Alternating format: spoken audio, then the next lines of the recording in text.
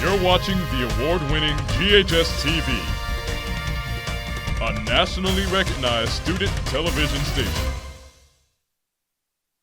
Live from the Germantown Civic Club Complex, it's the largest arts and crafts festival in the Mid-South. Delectable food, exciting entertainment, amazing arts and crafts, and the always popular weenie dog races.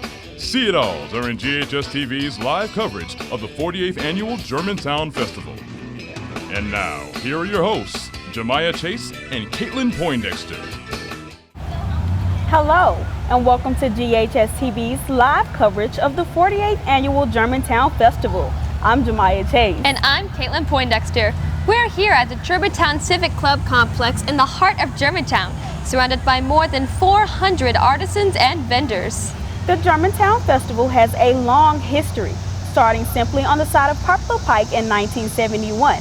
Fast forward to 2019 and you can find just about anything you're looking for, from gifts and clothes to holiday signs and sport memorabilia. The festival's fantastic setup is the result of the hard work of the community's various volunteers. All the money raised this week goes to the nonprofit organizations around the Mid-South. In addition, the festival has one of the best family atmospheres you'll find anywhere.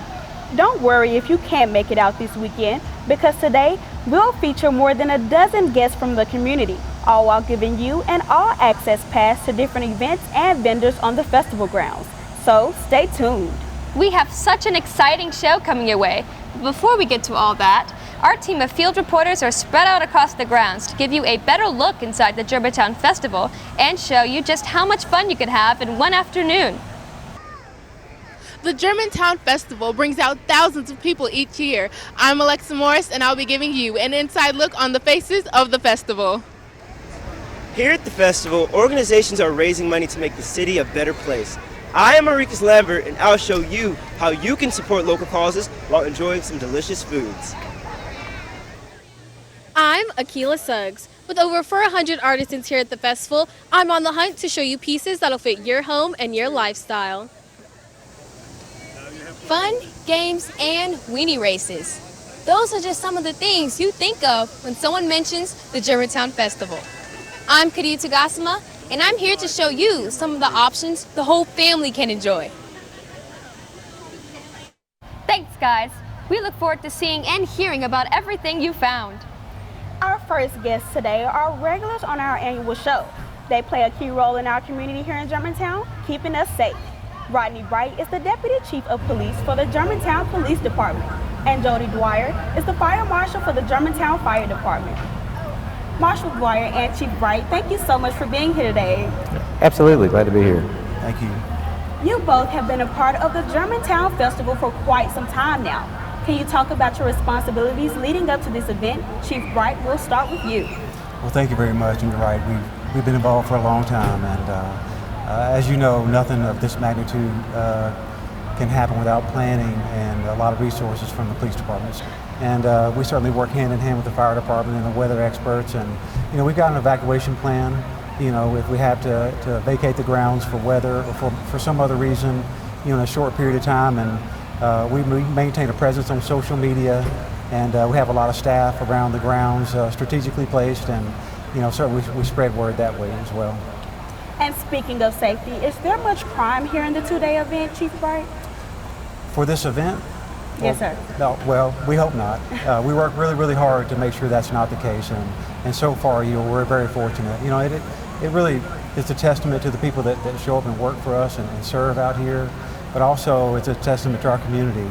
They're our partner. There are eyes and ears in the neighborhood, and there are eyes and ears out here as well. And if they see something that's out of the ordinary, they'll certainly let us know. Marshal Dwyer, the Germantown Fire Department participates in the Fill the Boot fundraiser. What is this and how long does it last? Well, the Fill the Boot is a fundraiser for muscular dystrophy, and it lasts throughout the year. Many fire departments, ours included, collect for muscular dystrophy each year to help with that organization. And we have someone out here, representatives from the fire department, who collect throughout the festival. Well, during the festival, you both have safety command units. Marshal Dwyer, what are these used for? They're used to make sure that, like with Chief Bright, we partner with them to ensure that everyone here has a safe and they enjoy their time here. We do everything from weather, take care of the weather. We have monitors, radars that watch the weather, to our people who are here for today and this weekend. Heat is a main concern. So we ensure that there's water stations, there's misting fans, cooling stations. They're set up around the festival to keep them safe. Chief Bright, the Germantown Festival is just one of the events you participate in throughout the year. Can you talk about the work you do on a daily basis? Well, we have, certainly our mission is protect and serve each day around the city, around the community, and we do that primarily through our uniform patrol divisions, most visible. But we, just like with this event here, we partner and we collaborate with not only the festival organizers, but our partners at the fire department. And so we do this at other events as well, but just day in and day out, we've got a group of extreme talent that love to do what they do. They do it with a passion, and we take that responsibility very seriously. And so through just things that work well for us, being very proactive and visible, and keeping our pulse on the community and what's important to them, and that's our primary mission. We do that every day, and we kind of bring a little bit over here this weekend. You both play a huge role in the community, keeping us safe. Marshall Dwyer, how do you two work together to get the job done? Through a lot of different committees and a lot of different planning. Throughout the year, though, we both work in planning for events throughout the year that may come up, and for things that we plan for that may not happen every day, but that could happen. And it's all in a team effort to keep this community safe and do what we both love to do. Well, Marshall Dwyer and Chief Bright, we enjoy having you on our show. Thank you so much for stopping by today. You guys are fantastic. Thanks for having us. Thanks for having us again this year. If you would like more information on the programs mentioned here today, please head over to the GPD and GFD booths by 6 p.m. today. It's time to check in with our first field reporter. The Germantown Festival is known for having anything and everything you could ever want. GHS-TV's Akila Suggs is out on the grounds to find some unique items that just might catch your interest. Hey everyone, I found a really unique product. George McBride of Signs We Got 'Em has been creating these vintage signs for over 30 years. Hey, how you doing? Good, thanks for talking with us. You're welcome. I'm glad you're in my booth. Where did the inspiration for the vintage look come for these signs? I like the signs because they make people laugh and they have a relationship with them if they have a Chevy truck or a Ford truck.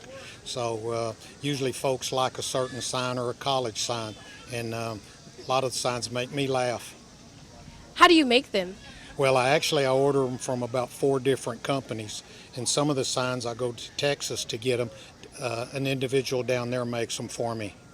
I've noticed some of the signs have sayings on them. Is there a meaning behind them? I like the ones that make you laugh. If 2 or 3 people are shopping, if they like a sign and if it makes them laugh, other people are wondering why they're laughing, and so a laugh makes people stop in my booth. Is there one sign that is your most popular? This particular one right here, it says Dad's Garage, and that's a good looking sign. I sell a lot of it around Father's Day, and you can see it from a long way off, so it's a good attention getter. I bet you get a lot of customers who remember actually seeing these signs throughout the day. Okay, I beg your pardon, tell me again? I bet you get a lot of customers that remember seeing these signs like back in the day. Oh yeah. They're made to look old. They're not old signs, but because they're the way they're made to look old, like old signs, Coca-Cola signs particular. Thank you so much for talking with us. You're welcome. Thanks for being in my booth. Remember, Mr. McBride, along with all the other artisans, will be here until 6 p.m. tonight, so come out and support them. Now, back to you, Jemiah and Caitlin. Thanks, Akila. Remember, you can buy items like what you just saw here at the Germantown Festival until 6 p.m. tonight. As we mentioned at the top of the show, tens of thousands of people make their way to the Germantown Festival every year. GHS-TV reporter Alexa Morris is out on the grounds talking with the many faces of the festival. Hi, Jemiah and Caitlin. I'm here with Jennifer. Hi. Jennifer, is this your first year here? No, it's not. So I used to come to the Germantown Festival when I was a teenager, and so this is my 3rd time taking my kids. What have you done so far today? We've gotten funnel cake. We've gone on a lot of the rides and enjoyed a lot of popsicles. What's your favorite part of the festival? I really enjoy going to the weenie dog races to see the dogs dressed up in costumes. And can you describe the festival in 3 words? Food, family, fun. Thank you so much, Jennifer. I'll let you get back to the festival. Thank you. Jemiah and Caitlin, back to you. Thanks, Alexa. This is one of my favorite times of the year. I look forward to all the food, fun, and amazing organizations that are offered here on the festival grounds. Jemiah, I totally agree. The Germantown Festival is a great place for families to have fun and spend quality time together. I can't wait to continue exploring the different ways the community can get involved. We're going to check in with another field reporter. GHS-TV's Maricus Lambert is scoping out the food scene for us this year. Hey, Maricus. Hey, Jemiah and Caitlin. Nothing says festival like a juicy burger. I'm here with Lisa Taylor from Special Olympics Greater Memphis, the organization selling them this year. Hello, Lisa. Hello, how are you today? I'm good. Could you please tell me about the participants at the organization? Yes, Special Olympics, we serve children and adults with intellectual disabilities year-round with different sports competitions, and everything we do is at no cost to the family or the athlete. How can parents get their children involved? They can look us up on the website, which is specialolympicsmem.org, or they can call our office at 901-683-1271. Can you explain the benefits your organization has to children with intellectual and physical disabilities besides playing sports? Well, they become friends. They are able to get out. They have times to do things in the community that normally they would not do. It's like we have a summer camp, and it's kind of like more of a learning experience that they get to come to, and they learn different things about the city, different activities that they can do, but they become friends with each other, and they meet through the volunteers. They get mentors as well. Let's say that somebody wants to volunteer or help out with the organization. How can they go about doing that? It's very easy. You can contact our office. Again, we're at specialolympicsmem.org or 901-683-1271. And how will the money be used that you raised this weekend? It will go back directly into our programs, our city tournaments, our state games, our summer camp that we have. Everything we do is at no cost. What's so great about Special Olympics is that you have participants of all ages. Could you tell me about that, please? Yes, our youngest is 2 and our oldest is 74. Could you please elaborate? So we serve all ages. Our youngest athlete is 2 and our oldest is 74. Well, Ms. Taylor, thank you for talking with me today. Good luck with the fundraiser. Thank you, and y'all have a great day. Again, this is Lisa Taylor from Special Olympics, and they're selling burgers. Thanks, Maricus. We can't wait to see what other food you'll find. The Tennessee Shakespeare Company kicks off its 12th season in just a few days with a unique retelling of William Shakespeare's Pericles. Here to talk about all the exciting things happening at TSC is Stephanie Shine, General Manager and Education Director for the company, and TSC actor Marquise Tejan Archuleta. Ms. Shine and Mr. Archuleta, thank you so much for coming on our show today. It's our pleasure. Pleasure. For the first time ever, the Tennessee Shakespeare Company is producing Shakespeare's Pericles, and you're doing it in a really unique way. Yes, can you imagine 4 refugees meeting at a camp and deciding to tell a story about journey and struggle, and that's Pericles. So that is what is happening, and it's going to be happening all over the greater Memphis area. Mr. Archuleta, I'm sure you do not dress like this every day, but you're playing Romeo in the Romeo and Juliet Project, which is one of your best educational programs. Can you tell us about it?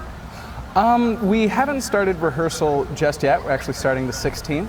I did play Romeo last year, and being part of the Romeo and Juliet Project, going into the classrooms and really seeing that there's a bunch of Romeos out there as well, and I take a lot of inspiration from them, which talking about it definitely helps me further this project and my process as an actor. Ms. Shine, what impact does the Romeo and Juliet Project have on the community? But we think it's a major impact. In fact, young Marquise here, over 50% of the freshmen in Shelby County will see him play Romeo this year. And you two have both seen him in the play because it's been so important that people see Romeo and Juliet live. And to offer young people an opportunity to discover ways to help diffuse a violent situation and rehearse these ways to diffuse violence is important to our whole community as we continue to go forward in compassion and help happiness with one another. Mr. Archuleta, you are also playing 2 roles in your upcoming performance of Julius Caesar. Yes. What is it like portraying 2 classics at once? Well, it's they're different stories, but I feel in any Shakespeare play, the thing that connects all of them is how human they are. Playing 2 characters, they may be 2 distinct people, but at the core, they're all human. They make mistakes, they have their triumphs, their tragedies in themselves. Are you excited for any other shows in your upcoming season? Well, for right now, I'm just in Julius Caesar and Romeo and Juliet, but I'm very excited to see Pericles and everything that we have coming up on the docket for TSC. Ms. Shawn, can you talk about your collaboration with the Shelby County Division of Corrections? I certainly can. With thanks to the NEA, we are now funded to do a very in-depth production of Henry V with both the detainees at Jail East, which houses young people 14 to age 17 who are awaiting conviction for crimes of a violent nature, and also over at 201 Poplar, the youth population there, which is under the age of 26, or about 250 young detainees there. We will be going through a year-long hero's journey with them, using Henry V to help them discover new ways to deal when they are let out of the incarceration. The Tennessee Shakespeare Company was one of 40 theaters to receive Shakespeare in American Community School grants. What will you do with the grant money? That takes us into Shelby County schools free of charge, to the Shelby County school system schools, the Title I schools. So the Romeo and Juliet that we all did for you and you were freshmen didn't cost anything to the district. So that's what we do. It allows us to hire actors and train them so we can go and serve the students in Shelby County. Ms. Shawn, if someone wanted to get involved with the Tennessee Shakespeare Company, how could they do so? There are so many opportunities. It's a terrific question, thank you. We need volunteers for everything and love their good company and their good work. So you can contact us at tnshakespeare.org and we can have you volunteer. We also hold annual auditions. And I'm very pleased to say that the majority of actors who are with us in our Romeo and Juliet project for the first time are straight out of the University of Memphis. So we have a wonderful collaboration there, more and more local actors being trained to be classical actors. So keeping our talent at home. How do you see the Tennessee Shakespeare Company growing and developing in the future? That's such a great question. We have purchased a beautiful building 2 years ago that is our new home. It's up on Trinity Road, and we believe that we'll be continuing to evolve our season. We are going to 3 full main stage productions this year, including our first foray into family programming with the Miraculous Journey of Edward Tulane, which will play in February. So we will eventually be year-round at our beautiful home on Trinity Road. So anytime you need to come and see Shakespeare or other classical works, they'll be there for you.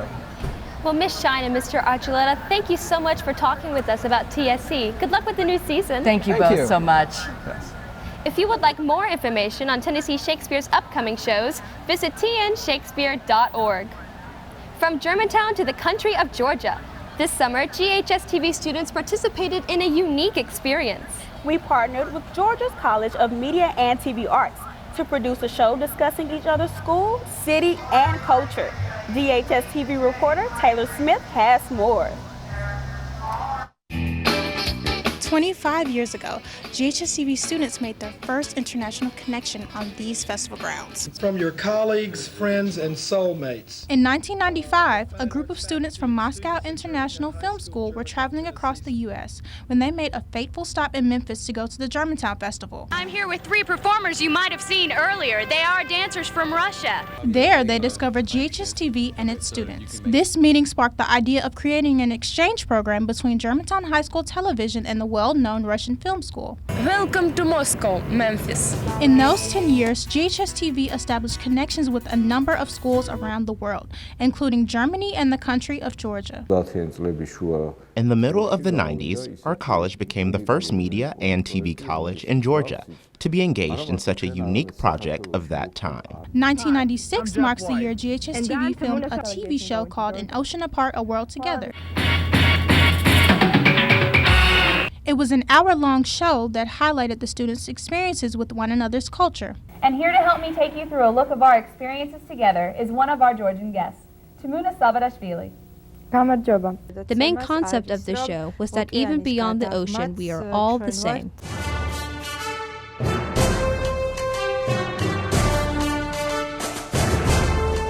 This is the kickoff of our new collaboration with Georgia's Media and TV Art College. Fast forward to 2019, GHS-TV stayed in touch with our sister schools with the help of social media. Hello everyone, especially GHS-TV co-host from Beyond the Ocean. It was a very big challenge for our students, very interesting experiment. It's one of the best experiences that I've ever had in my life, honestly. Working with people that are 14,000 miles away on the same project, you can't really describe how it makes you feel. This summer, GHS-TV students once again worked with CMTV students on a continuation of our 1996 project titled An Ocean Apart, A World Together, New Beginnings. And we are joined by our friends in Georgia to discuss American and Georgian youth culture. Students both here and in Georgia learned so much from each other. We exchanged knowledge not only as TV professionals, but also recognized each other's cultural differences and similarities. The LGBTQ community has really found their voice in the U.S. and have advocated for equal rights. Can you tell us more about the LGBTQ community in Georgia? Like other countries, Georgia also has some concerns about LGBTQ community. I learned that not everybody is the same. I learned different aspects of other cultures, which I've always enjoyed doing. I'm also very glad that we have kept our friendship that started long ago, and I hope that this project will be the beginning of future exchange programs. The spark that started during the '95 Germantown Festival continues 2 decades later, bringing young people together from around the world and gives hope for more future collaborations. Reporting for GHS-TV, I'm Taylor Smith. The Germantown Charity Horse Show is always one of the highlights of the summer right here at the festival grounds. Here to talk about the future of the horse show and the wonderful organization it supports are Ross Herron, president of the Germantown Charity Horse Show, and Jennifer Baylink from Kindred Place. Mr. Herron and Ms. Baylink, thank you so much for joining us today. Thank you for having us. We greatly appreciate it. Mr. Herron, while you are the new president, this isn't your first time in this role. What are you most excited for this time around? We've got a lot of new things in the works, improvements on the grounds. We're always looking at bringing in new breeds of horses. So we've got a busy schedule ahead preparing for this upcoming show. Ms. Baylink, until recently, Kindred Place was known as the Exchange Club Family Center. Why the name change? We had a lot of confusion about what was being exchanged in our organization. We've been supported by the exchange clubs since our very beginning, and they are wonderful to support us as well as the horse show. But we are not an exchange club, and wanted that to be clear to the folks who are coming to us for classes. We build a kindred community, so the word found us. What is the main mission of Kindred Place?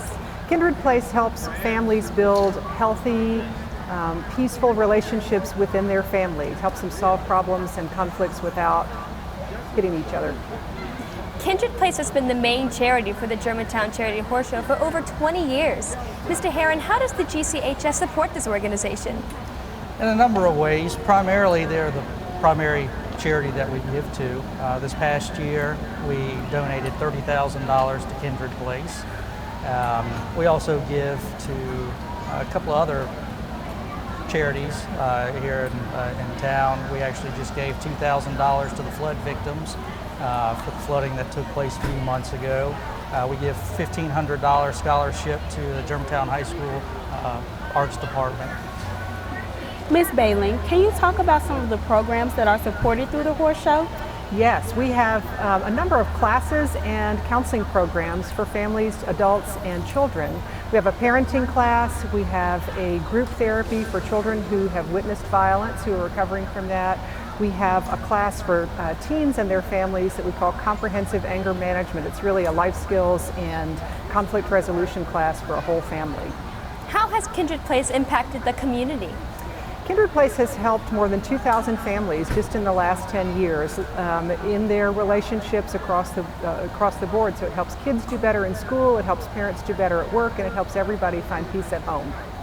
Mr. Heron, we are still a long way from next year's horse show, but has planning already begun? Planning has already begun. It takes about 10 months out of 12 to put on the horse show.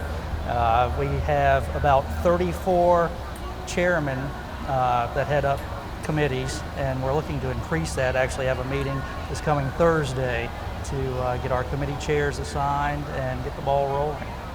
What is it about the GCHS that keeps participants and spectators coming back every year? Everybody loves horses, yeah, but the biggest thing is it's a wonderful community event. Germantown has 2 major community events a year.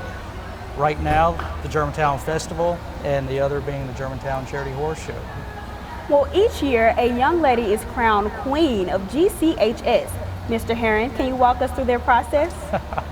It's been a secret process for the last several years, and still is kind of kept hush-hush. We have an unveiling come the first of the year of who our queen is. How has both the Germantown Charity Horse Show and Kindred Place evolved over the years? Ms. Bailey, we'll start with you. Oh goodness, the Germantown Charity Horse Show is such a wonderful partner for us because they help us get the message out about the work that we do. They help us reach families, and it's such a great feeling of community and support. We're really grateful for everything that we build in that relationship. Absolutely. Mr. Heron, what is your favorite part about the Germantown Festival? Germantown Festival, corn dogs. Absolutely love the food. You know, it's the fair environment, seeing all the people, seeing people that you know, people coming from other states, bringing their goods and services to sell, and it's just a wonderful time to see people. Well, Ms. Bailey and Mr. Heron, it was wonderful talking about the Germantown Charity Horse Show and Kindred Place. It sounds like a really great partnership. Good luck with next year's show. Thank you, ladies. If you would like to be a part of the Germantown Charity Horse Show next summer, visit gchs.org for more information. And for more information about how you can support Kindred Place, go to kindred-place.org. You never know what you will see or hear at the Germantown Festival, but you do know you will have a lot of fun. GHS-TV reporter Kindred Place is out on the grounds, checking out all the attractions at the festival.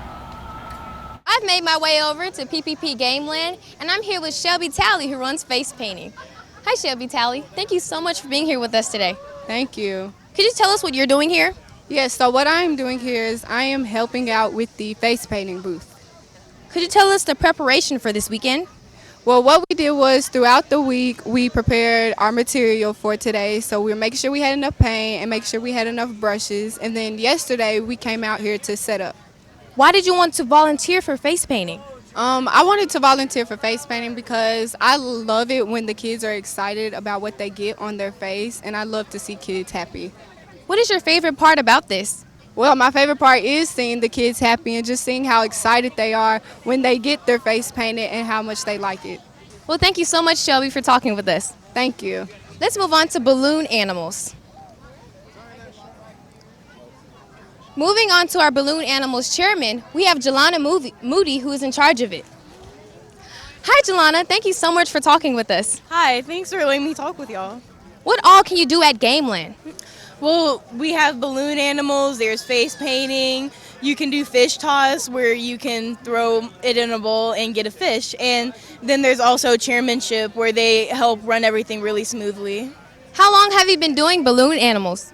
I've been doing balloon animals since my sophomore year. Freshman year I helped with face painting, and then when I joined production I ended up being balloon animal chairman, so here I am. What's your favorite part of Gameland this year? I think my favorite part is watching Mr. Rogers make the balloons because he just makes it not even looking at them, and it's really fun to watch. Well, thank you so much, Jelana, for talking with us. Thank you for letting me talk with y'all. Moving on to Ms. Williams, the supervisor for Gameland. Hi, Ms. Williams. Hello. Thank you so much for talking with us. No problem. So why are booths like Gameland so important? Well, I think one of the reasons that we love coming out here year after year is that it shows the community what Germantown High School has to offer. And I think they see our kids out here working and interacting with their own children. And it's just a great thing for us to be involved with the community. After the festival, what does the department do with the money? It goes directly back into what we call our operating fund. And so we're able to take this money and spend it directly on the programs that we do. So it supports the musicals that we do during the school year, and just also simple things like supplies we need, just stuff we've got to have to keep our, our side of things running. Well, Ms. Williams, thank you so much for talking with us. Good luck this weekend. No problem, thank you. Be sure to come out and support PPP by getting your face painted or get a balloon animal. Jemiah and Caitlin, back to you. Thanks, Kadia 2. It's looking pretty fun out there. We're just getting started with our coverage of the 48th Annual Germantown Festival. When we come back, we've got more interviews with local organizations and representatives from Indie Memphis. And we've got more sights and sounds from around the festival grounds with our reporters. So stick around.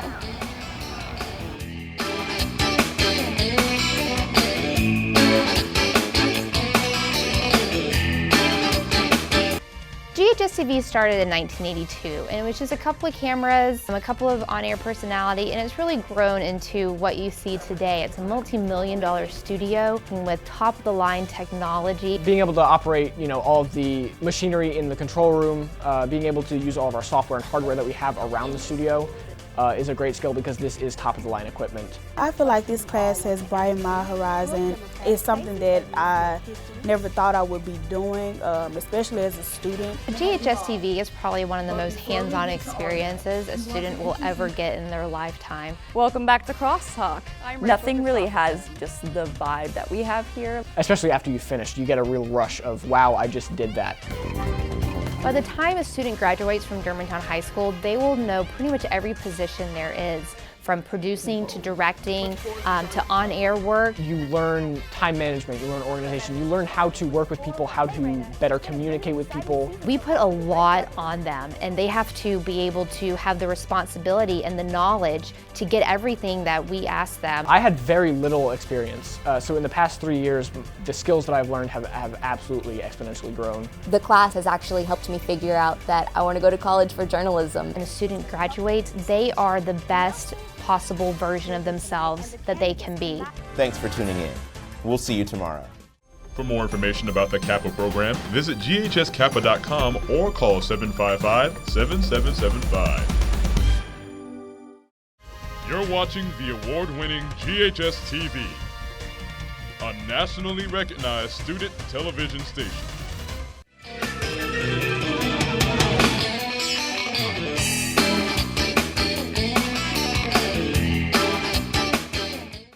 Thanks for tuning into GHS-TV's live coverage of the 48th Annual Germantown Festival. If you are just joining us, I'm Caitlin Poindexter, and this is my co-host, Jemiah Chase. We'll be on air until 4 o'clock this afternoon, giving you an exclusive tour around the festival without ever having to leave your seat. But there's still plenty of time left to come out to the festival grounds at the Germantown Civic Club Complex. The festival will be open until 6 o'clock tonight. People wait all year to go to the Germantown Festival to shop. You have items for practically any occasion. Whether it be birthdays, weddings, or class reunions, there's something for everybody. Let's check back in with reporter Akila Suggs to see what else she has found. Hi Caitlin and Jemiah, I found a really great item. It's made by Mark Howard of Kelly's Crossings. He's here to tell us more about the inspiration behind it. Thank you so much for being here with us. Thank you very much for talking to me. Tell us what you've got here. Actually, we've got what we call metal yard art along with some wooden type items that people tend to like to decorate their yards, and we provide those items that they can purchase to make their yards look a little bit different than everybody else around their neighborhood. Where did the idea to create these come from? Actually, my wife started doing this, that she had seen an armadillo and a peacock that she liked and she bought it, and then some other people came up and said, where did you get these type items? And so that kind of started the business of us trying to find metal yard art for people who like the same things that we did. Walk us through the process of making a sign. Well, actually, we use, it's like maybe old parts and metal. It's not new metal, it's old used metal. It's like car parts and things like that, tin, anything that we can find to actually recycle this type metal to be able to make it into these type items. How long have you guys been creating these items? We've been in business about 10 years now.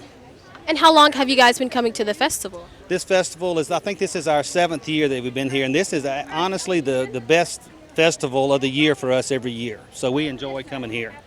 Can customers request personalized signs? Actually, we do a little bit of personalization. We have some wooden bowls and things like that we can personalize, but actually the metal, typically we go ahead and make that and bring it here and don't necessarily customize those. Do you create seasonal signs? Yes, actually we do every season. Matter of fact, like right now we have a lot of Halloween type items as well as we've got a few Christmas type items, so people start buying those things now to get ready for the seasonal holidays that are coming up. Besides the festival, where can customers buy signs? Well, actually, we just do the festivals on the weekends. We don't have a site like off on Facebook or anything like that. We're kind of what I call old school, that we just enjoy going to the festivals and meeting and greeting people and selling them that way. Well, thank you for talking with me today, Mr. Howard. Well, thank you very much. Good luck this weekend. All right, thank you. We're doing very well so far, so we're excited. Let's send it back to the set. Thanks, Akila. You have really found some great items at the Germantown Festival. Our next guest is a GHS alumna who has turned her hobbies into a booming business. Here with us today is Leanne Hearn. Ms. Hearn, thank you so much for being here today. My pleasure. You're an alumni of GHS. Can you talk about all of the things you did here? Yeah, I was in the band. I was in the varsity marching band all 4 years. I graduated in '99, and this year is my 20th year class reunion. It was last night, actually. So being at the Germantown Festival is just nostalgic for me as well. Yeah. Now you have your own business making cakes and different types of ornaments. How did this business begin? So normally I'm a hairdresser as my real job, but as this is just a hobby for me. It's things that I enjoy doing, and I love to celebrate occasions with people with cakes and just create new things. And I also, a lot of my artwork is taking things that are discarded or unused and making them new, bringing new life to them. What type of items does Blackberry Bazaar present on the market? Well, I do a lot of crosses, a lot of birdhouses. My style is kind of rustic, so not a lot of bright colors. Everything's kind of muted. And I just let each piece kind of tell me what it wants to be, if that makes any sense. What gave you the inspiration to turn old, thrown-out items into new, desirable goods that customers will actually buy? Well, I've always been a big fan of 70s aesthetics, so like spindly furniture and vintage things speak to me for some reason, and a lot of times something that has been around since the 70s has a little bit of age to it, and so I just like to sand down all the scuffs and make it pretty again. Well, how many years have you had a booth here at the Germantown Festival, Ms. Hearn? This is my first year, and hopefully not my last. I plan on coming back again. Are there any items you specifically made for the Germantown Festival? Yeah, pretty much everything that I have today was made especially for the festival. Most of the time I make stuff for friends and family, so I kind of made specific inventory for this.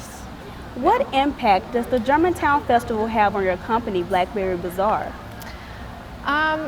It just lets me share my artwork with people that normally wouldn't see it otherwise.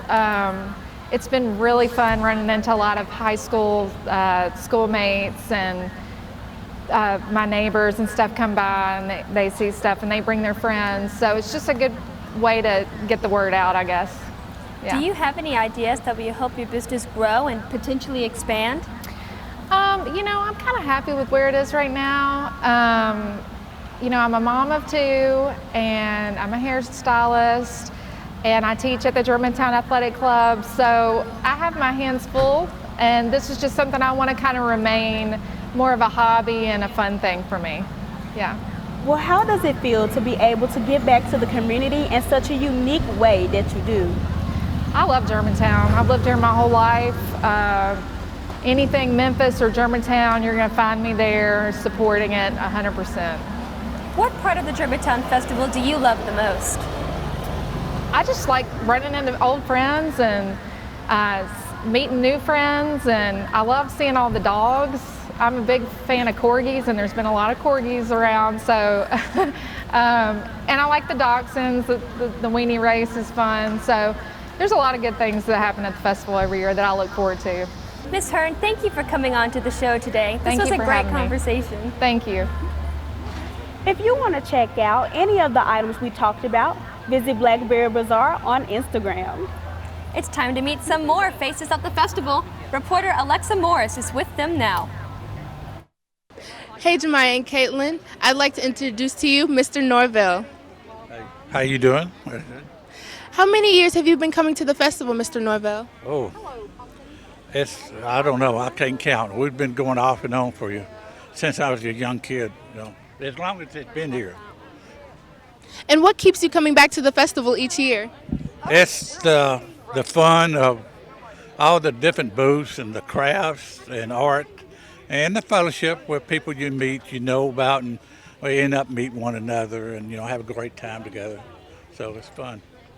What's your favorite part of the festival? Well, like the fair, sometimes the food, and of course the different things you see in these booths that you necessarily don't see someplace else. So it's the uniqueness of it. So.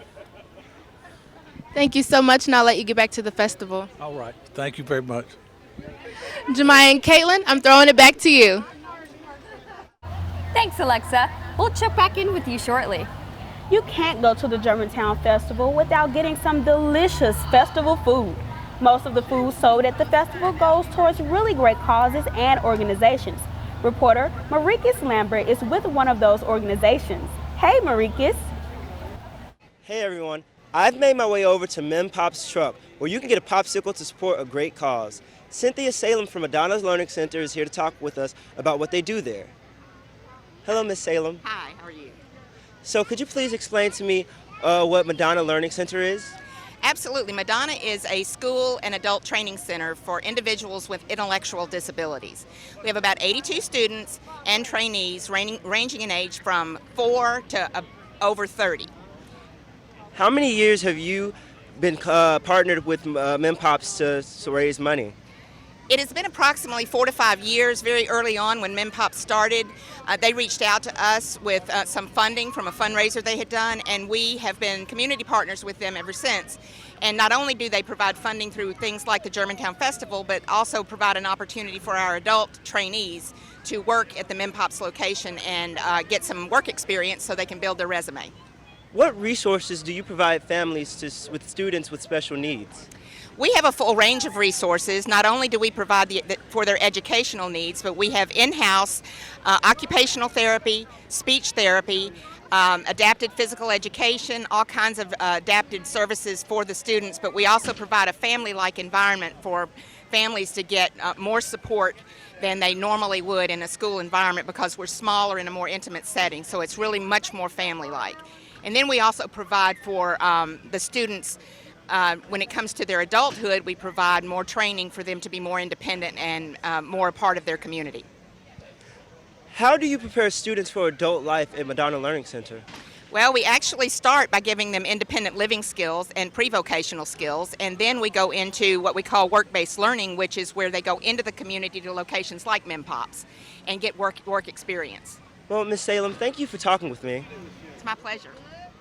Again, Mem Pops will be selling popsicles out here to raise money for Madonna Learning Center. Jemiah, Caitlin, back to you. Maricus, that food looks so delicious. Thanks for that report. Caitlin, food and charity are one of my favorite parts about the Germantown Festival. You can fill your stomach up and give back to the community. It's a win-win. And not only do you get to support local organizations, you're helping out the Mid-South community just by coming out here and buying some things. It's one of the reasons why thousands of people come out every year, rain or shine. This weekend, young filmmakers met to celebrate their films at the 3rd annual Indie Memphis Youth Film Festival. Here to talk about the importance of festivals like this are Amanda Willoughby, the festival's program coordinator, along with Joseph Carr, Artistic Services Coordinator for Indie Memphis. Mr. Carr and Ms Willoughby, thank you for coming on our show today. Thank you. Thank you for having us. Mr. Carr, can you explain what the Indie Memphis Youth Film Festival is for our viewers who don't know? Sure. So the Indie Memphis Youth Film Festival is an opportunity for students from around the city and the surrounding counties to make films throughout the year. We provide workshops as well, and the day is just an event where we are able to bring all of them together and the kids can showcase the films that they made, and as well as participate in workshops that professional filmmakers provide for them. It's a really great day. Well, yesterday you kicked off your 3rd annual Youth Film Festival. How was it? It was awesome. It was our best one yet. I mean, we had Caitlin McGee, who's the lead actress on the new film, the new TV series Bluff City Law that's filming here. She kicked off the day with our student filmmakers, and then after that we had our Crew Up screening, which is a mentorship program that Amanda oversees. We had all of the students that participated in that showed their films, then we had workshops all day, and we had more screenings later in our youth competition program, so it was a perfect day. Ms. Willoughby, the festival is a competition. What are some of the rewards students can receive? Well, there are several awards. Well, we have a out-of-town jury that selects the winner for our grand prize, and that grand prize is a cash prize as well as a production package with Via Productions for a full day shooting. Also, we have audience awards, and those have prizes as well. So there's plenty of opportunities to get great prizes. Also, we have staff awards, and we give out awards based on outstanding students and select pieces that have, outstanding work. Well, we found out today that one of our very own projects, Success, won Best Music Video at the competition this year. It did. Jemiah, you were a part of that, and our director for the show, Alexander Drown, was as well. Congratulations on the win. Thanks, Caitlin. We're very excited. Success already inside me. Nobody in my way. Nobody. Ain't no time to stop, cause we already there. If you just take a peek, don't just stop and stare. Ms. Willoughby, looking back at the films that were selected this year, what change did you see from this year to last year? Well, every year I can definitely see a change in the production quality. It's rising every year. These kids are learning more and more because there's so many more opportunities, so many more sources available for them every year through Indie Memphis, through Cloud 901, which where I also work, and through so many other opportunities that are available here now for kids in Memphis. Mr. Carr, as you mentioned earlier, you offer many different film workshops. How is this beneficial to the students? Well, it's beneficial because a lot of these students haven't yet had the opportunity to work with professional filmmakers, figure out what it is that what areas of filmmaking they want to gravitate towards. So these workshops, which we offer throughout the year as well, not just at the festival, are an opportunity for them to kind of come in and experiment with writing and animation and editing and whatever workshops that we're offering. So it just gives them an opportunity to kind of explore a little bit what they're interested in. What were some of the most popular workshops you did this year? The most popular workshop, I think, the year-round is probably the animation workshop. That one seemed to have the biggest turnout this year. And then at the festival itself this year, I think Caitlin McGee's opening workshop was really well attended, as well as our screenwriting workshop as well. What do you love most about the Youth Film Festival, Ms. Willoughby? It's just the fact that I'm seeing all of the great talent coming up, and the fact that I wish this opportunity was available for me when I was younger. So it's really awesome to see young kids really taking a hold of their passions and really honing them so early. Mr. Carr, how about you? My favorite part is the same. I mean, just giving these kids an opportunity to really explore what they want, because again, it wasn't around when we were young filmmakers, and so it's really nice to be able to give back and show them that, even for the students that aren't interested in filmmaking, just giving them the opportunity to explore it a little bit and figure out if that is something they want to gravitate towards is just as rewarding for the kids that don't even end up pursuing filmmaking. So it's really nice to just give them those opportunities. Can anyone attend the film festival, and how can they get tickets? So it's completely free for students. All students between grades 7 through 12, it's completely free. The workshops are for students only, and then the competition screening, adults can also attend, but those tickets are $10. Ms Willoughby, in what ways does the Indie Memphis organization benefit the community?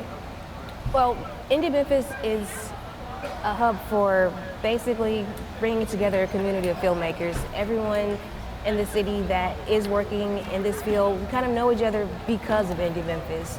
And it really makes it one big family. Well, Ms Willoughby and Mr. Carr, this was a great conversation about the Youth Film Festival. Thank you for coming. Thank you, appreciate it. For more information on Indie Memphis, visit their website, indiememphis.com. We're going to check in with Alexa Morris, who is out on the grounds talking with this year's Faces of the Festival. Who do you have, Alexa? Hey, Jemai and Caitlin. I'm here with Courtney, who is returning to the festival this year. Courtney, what have you done today so far? We have walked around, we have eaten a hamburger, and we have done several games over at the game center. And how many years have you been coming to the festival? Probably 3 or 4 now. And what's your favorite part of the festival? I love walking around and supporting all the local artists that are here and just seeing all the neat things that they have created. Do you have a favorite artist that you return for? Not really. I think they're all, well, because I have little girls, I returned to one booth that sells matching outfits for the girls and their American Girl dolls. So that we always do return to that one for sure. Well, thank you for talking with me. I'll let you get back to the festival. Thank you. Jemai and Caitlin, I'm sending it back to you. Thanks, Alexa. We'll hear more from her in the next half hour. Our next guest is on a mission to empower women one dress at a time. John C. Wallace-Gott is the proud president for Dress for Success Memphis. She joins us now to talk about the organization. Ms. Gott, thank you for being here today. Thank you. Can you explain Dress for Success and its purpose? Well, we support women throughout the Memphis, Shelby County community, transforming their lives, mentoring them, and helping them get a leg up. We provide programs for the unemployed and the underemployed and those who want to make a career change so that they have the tools that they need to be successful. And we also, of course, dress them for these opportunities. Can you talk about the history of Dress for Success? Well, it started 20 years ago. This is our 20th anniversary, actually. And like I said, we have programs, a career training program. We have a Women in Transformation program where we have women who have gotten jobs and they still need help transitioning when they're at these jobs, like mentoring about how to act in the office, if they have any issues at work. So we help women who need jobs and help them with their jobs that they already have. You call the women who use your services clients. How does this boost their confidence? Well, of course, having something to wear boosts your confidence. When women get jobs, we give them a set of pearls, pearl earrings, necklace, and bracelet that they can wear every day, and we give them a week's worth of clothing. And that helps you to boost your confidence because you want to know that you have something nice to wear to go to work. And like I said, also our programs help them with boosting their confidence. So we have financial training for when they get their first paycheck and things of that nature. So all of that together, the mentoring, helping with the clothes, and helping with financial issues boost their confidence. What other services do you provide your clients? Well, like I said, we provide financial mentoring, professional mentoring, grant writing, things of that nature. If they stay in the program and they submit a request to Worldwide, they can win a trip on our Carnival cruise every year. And so they pick, people from different segments to go on this cruise. So there are different things that we provide the women that help them. Well, since 1997, the organization has expanded to more than 150 cities and 30 different countries. And you have impacted more than 1 million women to work. How does this feel? Feels good. And we have so much more to do, but it feels really good to make an impact in their lives. Your headquarters are in New York. Can you talk about the support HQ gives its affiliates around the world? Well, through Talbots, they give us donations. They have a relationship with Talbots. So the Talbots here sends us clothing, new clothing for the women to wear. Also, HQ supports us this year because we have Miss USA coming for our fundraiser, September 27th. I had to put that plug. And she's coming here through our headquarters to be the guest speaker for us. So those are the different ways they help with fundraising and our programs. We have to bring the conversation back to the festival. What do you specifically love most about the Germantown Festival? I love that there's so many vendors, so many unique offerings here for you to buy, supports the school. So I just really think it's a great festival. Everybody's friendly, and it's a good thing to do here in Memphis every year. What caused you to start the Dress for Success program? Well, it was needed here in Memphis to help women. Women are the backbone of the families. So it was needed here to help women get jobs so they can support their families. Do you have any ideas for future plans for Dress for Success? Well, like I said, we're raising funds right now. We have the Little Black Dress, which is a fundraiser, Thursday, September 27th. It's going to be at the Hilton Memphis, and everybody's going to wear their cute little black dresses, and men are going to wear their nice black suits, and we're going to raise money for the organization. Ms. Gall, it was great talking with you today. Thank you so much for stopping by our show. All right, thanks for having me again. If you would like to get involved with the Dress for Success or would like more information, visit memphis.dressforsuccess.org. Probably no one loves the Germantown Festival more than the kids. There is so much to do. Reporter Kindred Place is getting in touch with her inner kid in the Kids Zone area. Hey everyone, I've been doing some exploring around the festival grounds and I have found some really fun festival rides. I'm here with Lisa Culp, who runs the Fun Times Outfitters Bounce Houses. Hi, Miss Lisa. Thank you so much for talking with us. Thank you. Thank you for talking with me. Could you tell us about these bounce houses and why did you decide to come to the festival? We've been coming here for about 15 years, and we put these up each year, and the children play. We have attendants there to make sure everyone is safe, and the children seem to love that. So how do you make sure everyone has a safe and fun time? We make sure that all the units are put up properly. They are staked into the ground, and we use precautions for liability purposes, and we have someone manning each one in front for each child. Could you tell us about the new Fun Times tea you guys brought to the table? Oh, we brought some frozen sweet tea this week. It's brand new for the festival. People are really loving it. They've never really heard of frozen sweet tea, but it's a big hit in the yellow tent. Mm-hmm. So how long does it take for these rides to set up? Oh, we were here yesterday for probably about 7 or 8 hours, just setting up part of these inflatables, the tea booth and the carnival. So it takes quite a long time to make sure they're put up properly. What is the process to prepare for this festival? Oh, lots of loading, lots of scheduling for people to man the equipment. I have a lot of college and high school students that work with us during these festivals. It takes months of preparation sometimes to fulfill that. How many years have you guys been coming to the festival? We're right at 15 years. Why do you return year after year? Because I love it here. The children, we love to see them happy, and we love Germantown Festival. We've just been here for so long. Do you think you guys will be back next year? Absolutely, and hopefully we'll bring frozen sweet tea. Thank you so much for talking with us today. Thank you. Jemiah and Caitlin, back to you in the studio.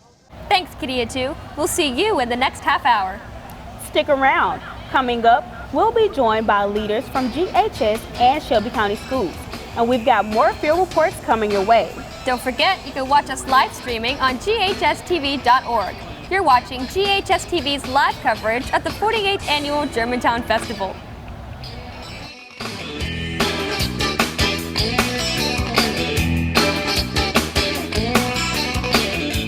Award-winning GHS-TV, a nationally recognized student television station. Live from the Germantown Civic Club complex, it's the largest arts and crafts festival in the Mid-South. Delectable food, exciting entertainment, amazing arts and crafts, and the always popular weenie dog races. See it all during GHS-TV's live coverage of the 48th Annual Germantown Festival. And now, here are your hosts, Jemiah Chase and Caitlin Poindexter. Welcome back to the second hour of GHS-TV's live coverage of the 48th Annual Germantown Festival. I'm Jemiah Chase, and this is my co-host, Caitlin Poindexter. There are just 3 hours left to come out and enjoy the festival, so we hope to see you out here. Like previous years, shopping has always been a reason for people to stop by the festival. People come from all over the Mid-South to find the perfect gift for someone, or even themselves. Reporter Akila Suggs is here with another update on the shopping scene. Hey guys, I'm here with Kip Meyerhofer of Dogtopia, a daycare, boarding, and spa perfect for your four-legged friend.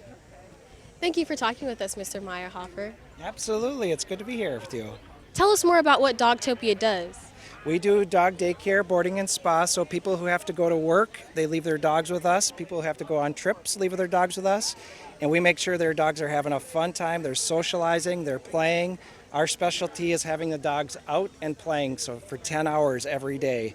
Very safe environment, dogs are always supervised, air-conditioned rooms, they have an outside that they go to. So dogs come to us to have fun, the pet parents are watching on camera. That's Dogtopia. What does a typical day for a dog look like at Dogtopia? Pet parents drop off for work a lot of times as early as 6:30 in the morning, sometimes 7 o'clock in the morning. And we start the day right away at 7 o'clock. The pups are out and playing. They have their water dishes. They always have their food and drink available at noon. They have a time for breaks between 12 and 2. And then they're back out playing from 2 until 7. What makes Dogtopia different from similar daycares or spas? Our differences are about safety, the safety standards, our cleanliness, and the transparency. The pet parents can see everything, so they see our differences in safety and the amount of playtime. Nobody's going to beat the amount of playtime. We have 10 hours of playtime at Dogtopia. How was your experience at the festival so far? Experience at the festival has been a lot of fun. There's so many people out here, and we just got so lucky today. It's not too windy, it's not too hot. What a great day. I'm really glad we came here. This has been so great, Mr. Meyerhofer. Thanks for talking with us. It's been a pleasure. Thank you for stopping by. Now, back to you, Jemiah and Caitlin. Thanks, Akila. If you want to start a last-minute shopping spree, you have just under 3 hours before the festival closes. Our next guest is an important player in the new SES initiative to improve the learning and understanding in African American boys. Please welcome Michael Lowe, SES's Equity Officer and the leader of the African American Male Empowerment Initiative. Mr. Lowe, thank you for being here today. Thank you for having me. You're known in the Shelby County community for your great work with students. Can you talk about the new initiative? Our new initiative is started by Dr. Ray. He's the patriarch of this great initiative. What we're trying to do right now, we've done some study in our Shelby County schools, and right now our African American males have come in on the last end of a lot of our statistics, a lot of our data with our reading, a lot of our data with our ACT scores, and they are #1 ranked with some of our suspensions and chronically absent. So right now we're trying to develop an initiative to help these young men and therefore lift the district because they make up over 50% of our student population. How did the initiative come about? Right now in the equity work, if you look around United States, Chicago, Dallas, New York, all of our major cities, an equity office in this work has been the focus. So right now, this is nothing new, but we've been years into this, and it's not going to be overnight that we lift our young men out, but we're starting right now trying to come about with an effort to pinpoint, to mentor, and to help lift all of our young men. And I would just want to say in Shelby County schools, we have over 100,000 students. We're not going to leave and forsake all of those, but we're going to still concentrate on lifting this group, and therefore a rising tide will lift all boats. Earlier you mentioned Dr. Ray. What are some of his priorities in the initiative? Some of his priorities, #1, will be our band of brothers. We're looking at mentors by zip code, starting from 38126 in South City, all the way to 38138, which is out here in Germantown, looking for men, positive male role models to help our young men with accountability, with respect for womanhood, with integrity, and just knowing how to keep your word. We're looking for men to help mentor these young men. Another initiative is to hire more African American teachers, male teachers, because we know that the research says that if the kids can see people that look like them in the classroom, they'll be more often to succeed and even go on to college. Another one is to increase our enrollment in our advanced coursework, our AP classes. We're noticing a lot of our young men have not gotten tapped early enough to be in our top classes. So we're going to start shifting, shaking the bushes, trying to do as much as we can to make sure we're shaking all trees and making sure all of our young men have opportunity and access to get into those programs. Can you walk us through the process of getting the initiative off the ground? Well, it's not I'm gonna say this, it was an arduous process. It wasn't anything we had overnight. We had some community stakeholders. Dr. Ray tapped me. I had some work with some young men. I want to say, first of all, before we go out and treat our young men, one thing we've been doing is going out, getting their voices. So we've been going out, first of all, listening to 1,000 young men from kindergarten all the way to 12th grade, all around our city, just asking them who has power in your life. Asking them, what do you see when you look in the mirror? Another question we may ask is, if there's anything in your school you can change, what would it be? So just listening to them, and they've been giving us some good, hard, factual answers to guide our work. So that's the first phase, is just going on what we say, leading by listening. That's what we've been doing. Tell us about some of the challenges you have faced and how you overcame them. As a teacher or in this program?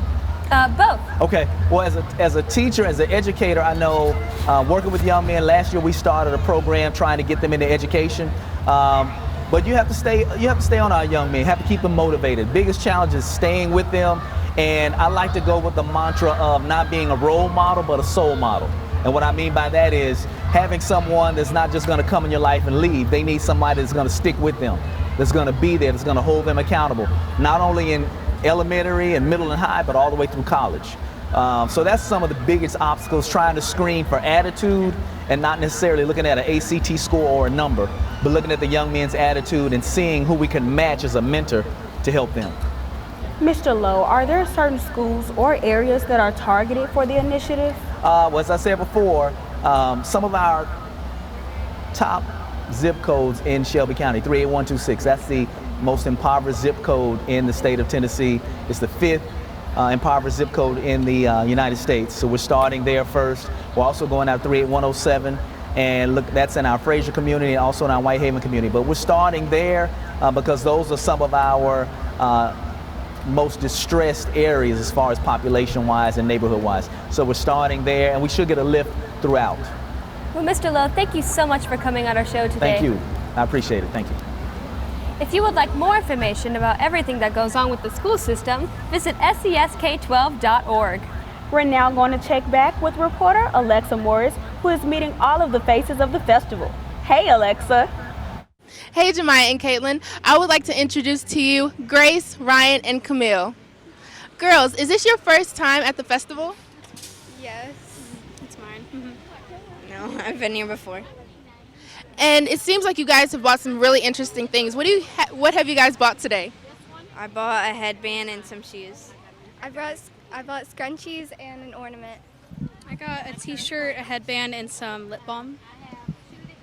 What is your favorite part of the festival?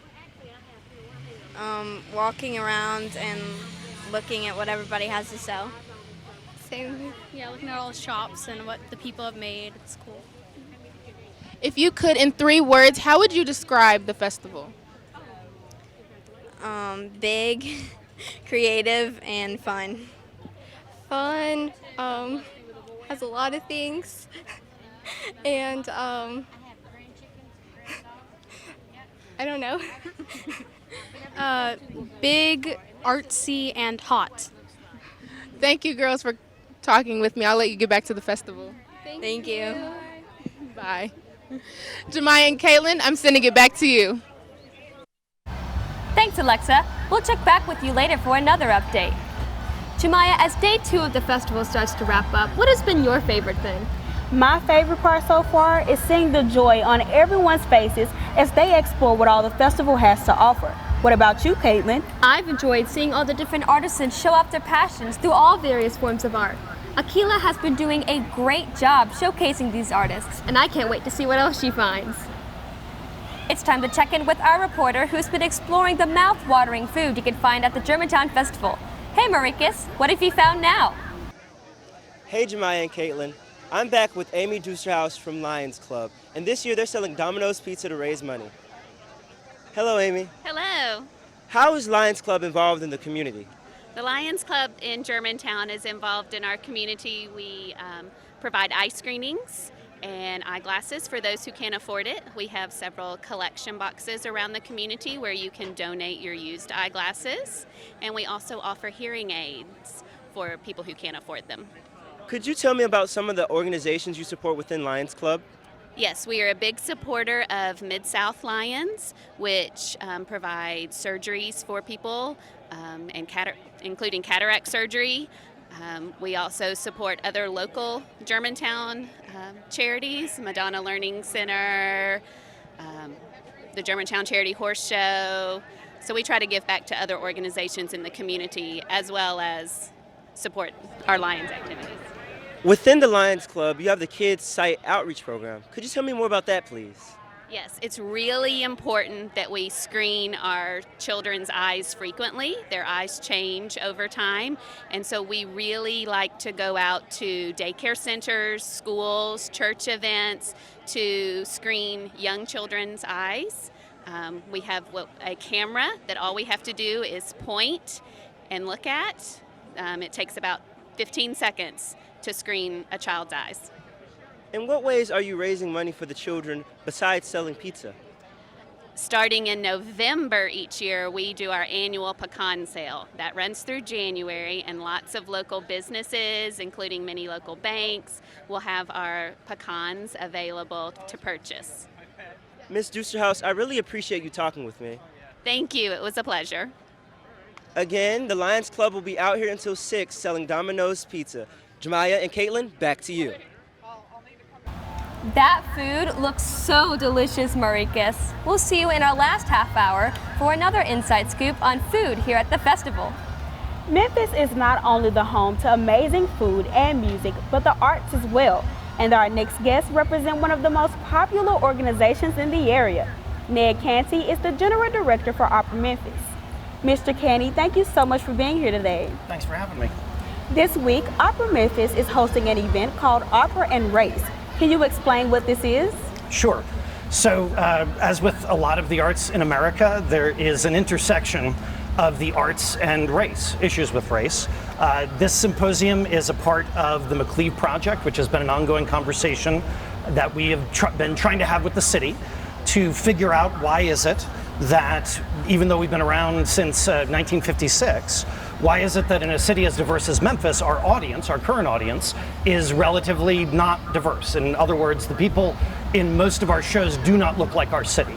And so the first thing that we did to try to address that was launch 30 Days of Opera, where we go to every zip code in the city to perform, usually with partners in various neighborhoods. The next phase was launching the McLeave Project a few years back, and having conversations, asking people about expectations, about what do you, when you hear opera, what are your assumptions? And then the phase that we're currently in now is trying to talk about what we've learned thus far. And also we have representatives from opera companies from 7 other states are going to be coming into town for 3 days to have this discussion. And one of the things that needs to be talked about is why is it that when we do Porgy and Bess, no one would ever dream of casting white singers and putting them in blackface, but when we do Madame Butterfly, most opera companies will cast a Caucasian singer and put her in what's sometimes called yellowface, or at least try to suggest that she's Japanese in some way. And it's time that we have a very honest conversation about that and figure out how can we take opera's history of colorblind casting, of championing people like Marian Anderson or Leontine Price at a time when theater, television, movies were nowhere near where opera was. How do we take that history and update it for the 21st century? How will Opera and Race benefit your company as well as the community? I think, when you have things that people won't talk about around an art form like opera, which is all about emotion and honesty, it's all about the extremes of life. You cannot have an honest performance. You cannot honestly communicate with an audience if there are things that aren't being talked about. And I am shocking no one when I say that in Memphis, race is something that is not talked about often enough. It's not talked about in a way that is both safe and honest. And as somebody, I came from New York, grew up outside of New York City and in New York City for part of my life. So I'm used to a very honest and blunt way of talking about almost anything. It's taken me a long time to learn how to talk more slowly and how to know that just because someone didn't tell me they didn't like a show doesn't mean they liked it. People are very polite down here, and sometimes you need to move past that and really try to force a conversation. Well, right now you are also in the middle of one of your nationally recognized programs, 30 Days of Opera. Can you tell us about that? So 30 Days, this is the 8th year we've been doing the program, and the basic concept is every day in the month of September for 30 days, we do at least one free performance somewhere in the city. So yesterday we were here, we sang the national anthem for the Wiener Dog races, which is always an annual favorite of mine. And then we wandered around the festival singing to folks. I came here from the Central Gardens Home Tour, where we have a pickup truck with speakers driving it around as a portable or a mobile stage, essentially, so that the singers can sing to folks there. The idea being that many people think of opera as something that happens over there. They may respect it, they may have heard it, they certainly hear it in commercials, but it seems very different, very alien. The fact that I run an opera company and I'm wearing shorts and a shirt, I know would scandalize some people who expect me to wear a top hat and a monocle, even in the heat of the summer. So 30 Days started as a way to try to get beyond that, a way just to give people a sample. Sampling strategy has been around in marketing for decades, if not centuries. Give people a little taste of it and then see if they maybe want more. And that was the idea behind it. It's allowed us to really try to make sure that we are serving the entire community, not just the folks who come to our shows. And as of this year, we have just cracked 500,000 people that we have reached with performances. We are well over, it's year 8, so we're well over 300, I think 350 individual performances, because we do more than one most days. So yeah, we're just gonna keep going with it, and it has been, we're very fortunate that it's been recognized both in terms of winning awards, in terms of speaking engagements, both in the US and in Europe, talking about this program and how we came up with it and how we use it to serve the city better. But also in terms of bringing hundreds of thousands of dollars in grant money that we get from organizations outside of Memphis that we get to spend here in Memphis, which we love. Mr. Canty, this was such a great conversation. Thank you for stopping by today. It's been my pleasure. If you would like ticket information for Opera Memphis' upcoming season, visit opera-memphis.org. The Germantown High School Red Devil football team is hoping to build on the success of their past 2 seasons with new head coach Tommy Farrell. GHS-TV student reporter Kaylee Clark and videographer Randy Trong show us the impact he's already having on the team. It's a new era for Red Devil football. Over the summer, new head coach Tommy Farrell took the reins of Germantown's highly respected program. It's time for a new adventure, and this seemed like a real good setup. The players spent the summer getting to know Coach Farrell and learning his coaching style. Trying to get to know them as best as possible and let them get to know me. I think that bridges the gap really, really fast. He's a hard worker. He makes sure that we get everything done, really. One thing is for sure, Coach Farrell knows how to win championships. Last year, as the offensive coordinator for Horn Lake High School, he helped lead the Eagles to an undefeated season and the 6A state title in Mississippi. Not only did the varsity team have to get used to a new coach this summer, they had to figure out the team dynamic with new players on the roster and seniors taking on leadership roles. One of us was tell everybody to calm down, just get back online, just keep working. We're real welcoming on the team, so it's easy for people to come up from freshmen and just become part of the brotherhood that we got. We always look out for each other and help them. If somebody follows, we just pick them back up and teach them what to do better. While the team prepares for the season, the seniors are ready to leave their mark on the program by bringing home a championship. Basically, all the eyes are on us, so being able to just show the coaches, the fans, parents, stuff like that, what we can do, it's the best part for me. I miss my more than anything, my teammates and the tradition we have here. Reporting for GHS-TV, I'm Kaylee Clark. Here to give us an inside look on what to expect this year is GHS-TV varsity Red Devil football player Tetrick Tate. Tetrick, we're very excited to have you on the show today. Thank you for having me. You are 3 games into the season. What do you believe has worked for the team and what still needs improvement? Pretty much, I believe that being able to trust in my teammates and being able to lean on each other is one of the biggest things playing football for the most part. And pretty much believing in our coach, trusting him to make the right calls, and everyone following through with their responsibilities. As long as that goes through, then all should be well. Well, what has surprised you the most during the first few games of the season? I would say what has surprised me I believe our offense has been coming through big so far. Being able to drive the ball down the field, up and down the field, and that's pretty much for the big part. Football isn't a cheap sport. How does the Booster Club provide the football team with everything they need? The Booster Club has been a big part for us this year. They supported us a lot. They've been able to provide us with 100 new pairs of shoulder pads and helmets this year, which was a big part because it was a big need for our team this year. Well, you have a new coach this season. How are you adjusting to his coaching style? Coach Farrell is a great coach. He has college atmosphere with the team. He leads us. He will leave us prepared for college as we go into as I go into my junior and senior year. And he has a great coaching staff he brought with him also from Horn Lake. Well, earlier this month, the school was introduced to its new Red Devil mascot, Blaze. How was this beneficial to the football team? Well, it helps with the crowd.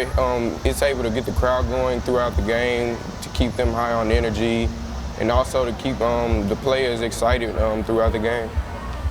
Well, we know the current season is still young, but are you looking forward to your senior year? Of course, I'm always looking towards my senior year.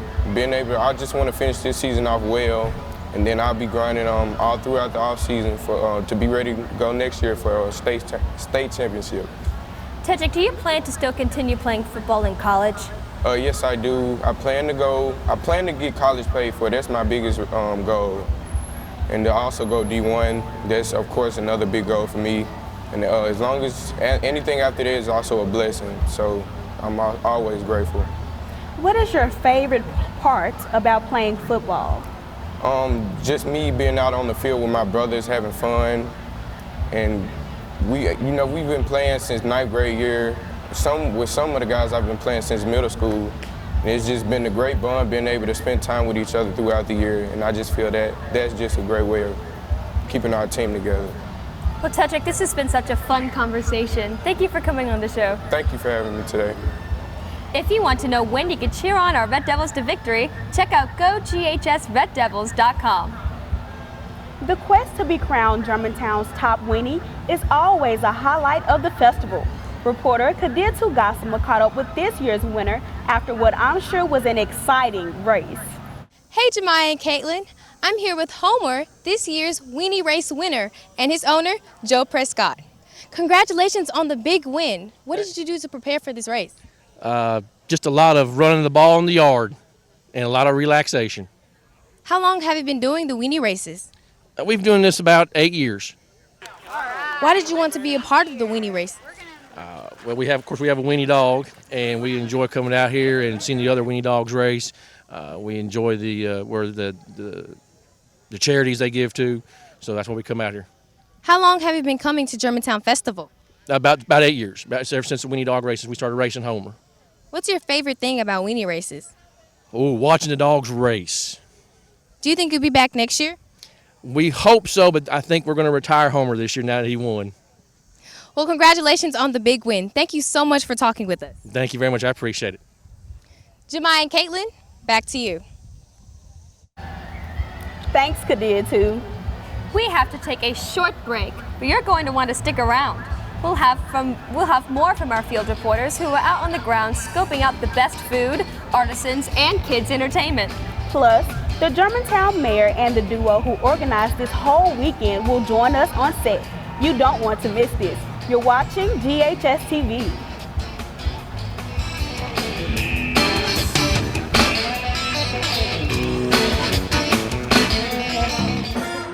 We see the potential in every single student. That sounds like a confession to me. I love watching these kids as they start as freshmen in high school and watching them mature and grow. It really is something special that is really what I love about my job. At last, my right arm is complete again! The theater program at GHS, it's something special. Is very intensive, it's very interactive. When a student starts here their freshman year, they start with Introduction to Theater. And after that year, they have a choice to either go into acting or technical theater. And then after that, they join our production workshop class. It's the class that is completely run by students. The students do mostly everything. We build the sets, we do lighting, we make the costumes, we do the shows. It's very fun. I mean, everybody's very supportive of each other. Now we're all in this together. It's taught me so much about how to act and how to have a stage presence. Not only are we teaching the students the skills that they need to be a great performer or a great stage manager or a wonderful lighting designer, we're teaching them skills that they're going to be able to apply to whatever they do in their life. You guys are fabulous! This department not only makes wonderful theater, but more importantly, this department makes wonderful people. For more information about the Kappa program, visit ghskappa.com or call 755-7775. You're watching the award-winning GHS-TV, a nationally recognized student television station.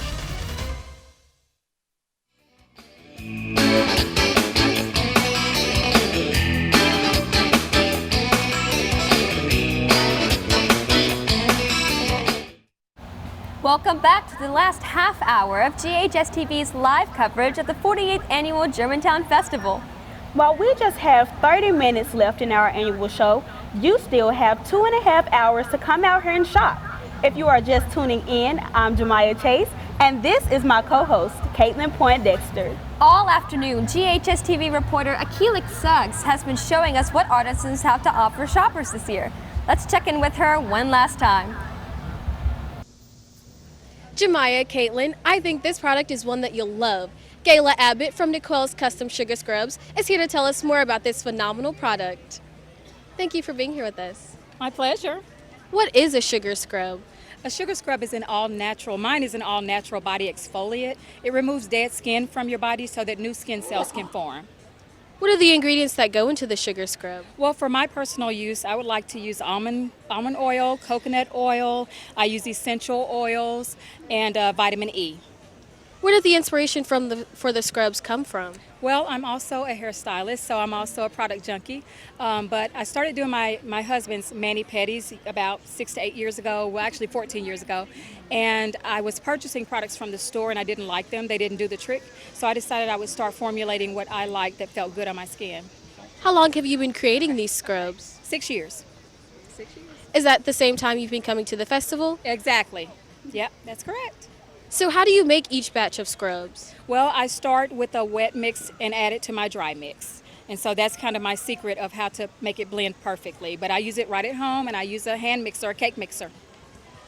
For coming to the festival, how has that affected your business? Oh, tremendously. I do very well here. I've almost sold out today already. So it's getting better and better every year and we have a lot of repeat customers. You have a variety of scrubs. Which one is your most popular? I think I'm going to say Eucalyptus Meadows, and I also like the warm vanilla. Yeah. While you guys are back at the set, I would love to try one of these awesome scrubs. How are you today? Good, good. What I'd like for you to do is cup your hands together for me, please, and wet them all over with the amount of water that I give you, okay? And leave your jewelry on. This product here does not hurt your overlays or any kind of fingernail polish or things like that.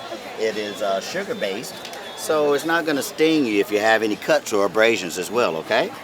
Just that'll do you right there, okay? And what I want you to do is I want you to scrub rather aggressively, but don't hurt yourself because this is an actual scrub, okay? And you want to exfoliate at least once a week for healthy skin, right?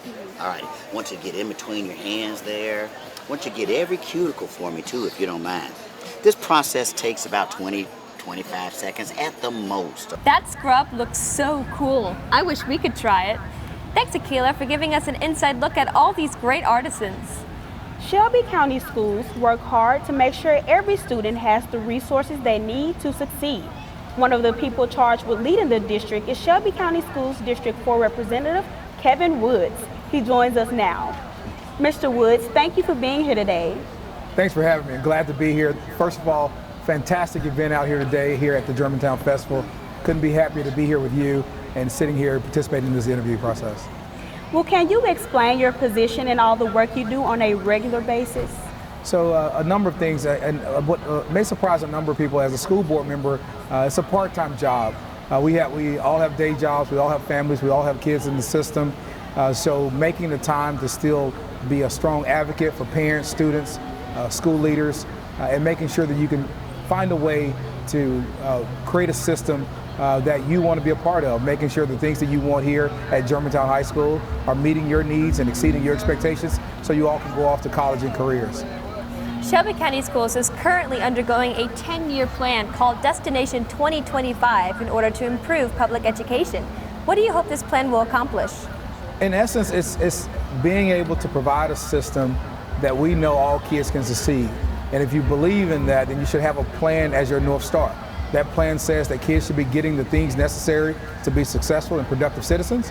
You should be able to have kids graduating on time. You should be able to have kids reading on grade level. And if kids decide to pursue college and or career, that they should have that opportunity availed to them. And so that's what Destination 2025 does. It sets the framework on how we will guide our education system, how we will advocate for resources, and how we will put them in places where kids can have an opportunity to be successful. Well, what aspects of it will allow it to succeed? Very good question. I think primarily it's input from teachers, it's input from parents, and it's making sure that we're meeting kids where they are. One of the biggest benefits, I think, of preparing kids for success is starting as early as possible. That's why we've doubled down on our early education programs. We made a big investment in pre-K. We've reimagined our career and technology programs and making sure, just like platforms here today, it's preparing people for the careers that they'll ultimately choose to go into. And so all we put in the resources there to make sure that if you want to go into college, you want to go into careers, that you're having those opportunities during your school day. This year, SCS is putting an emphasis on reading and are beginning to hold students back in elementary school. What prompted this decision? Well, I think that was driven primarily by a state across. This is not anything special to Memphis. It's actually across the state. It was a law that premeditated where we are today.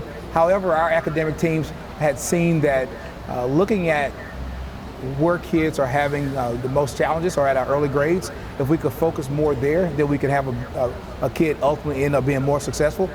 I still think that that's going to be a process. We'll still look at it closely. Ideally, no parent want to have their kid repeat a grade, but at the same time, we would not want to advance kids if they're not ready for the next level as well. So I think the administration is walking delicate through that process, and they're doing a tour right now to help educate parents on what that ultimately will look like for our students. Well, Germantown High School lies here within District 4. What impact does that have on our success? Well, obviously, first of all, in Germantown, the bar is already set very high. We have great students, we have great school leaders, and we want to continue to be the best. I'm rocking my red and white here. I know how important the culture is here at Germantown High School, and it's really just making sure that we can continue to build on that belief that excellence is what it's all about, making sure we can continue to recruit students who believe that they can accomplish anything, and making sure we have strong teachers that can also support that excellence as well. And as your District 4 representative, you can count on me to continue to listen and provide the resources necessary for your success. Well, the school year just started a week ago, or a few weeks ago rather. How do you prepare for each new school year? Well, I think every year you look at that 180-day calendar and you say, are our students succeeding? Are our teachers getting the resources that they need? And how can we build on that success? And so every year is making sure you're having that conversation. And it starts now. We're already starting to talk about next year's calendar. But ultimately, it's about this year. Our seniors are excited, making sure that they have a successful year. And ultimately, it's 180 days at a time, and making sure our kids are having a wonderful experience during that 180-day school year. Well, this was such an interesting conversation, Mr. Woods. Thank you for joining us today. It's always a pleasure. Thank you for having me. If you would like more information about everything that goes on with the Shelby County school system, visit scsk12.org. Now let's check back in with reporter Alexa Morris, who has spotted more faces of the festival. Alexa, who's there with you? Hey Jemiah and Caitlin, I'm here with Martell and Amari.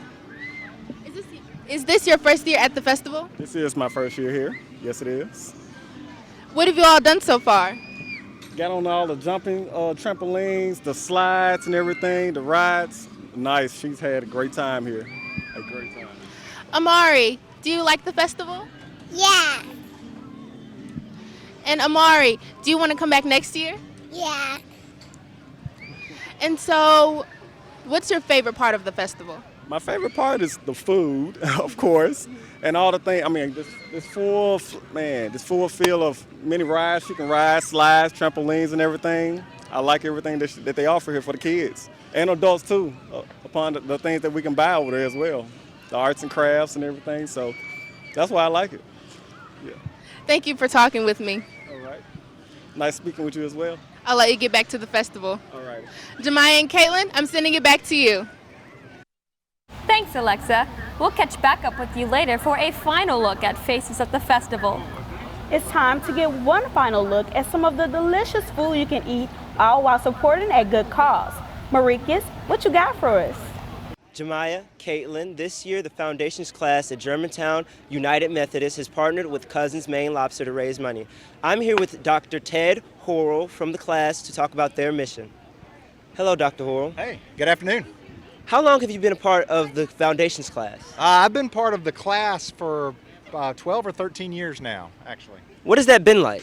Oh, it's a great class, and we welcome new individuals and new couples all the time, and we're an active part of Germantown Methodist Church, and we enjoy fellowshipping and socializing and learning more about our roles in the church and how we can further the work of the church as well. How is the class involved in the community? Lots of different ways. One of the things that this fundraiser benefits is we work very closely with Room in the Inn, which is a citywide mission that basically allows for homeless individuals to have a place to stay overnight. They can get a good meal, they can have good fellowship, especially during the winter months, but also during the summer months sometimes as well. That's one of the ways we're active. We're also involved with the St. John's Soup Kitchen, so we try to take our resources and make sure that we're helping those who may be down on their luck or just may need a helping hand from time to time.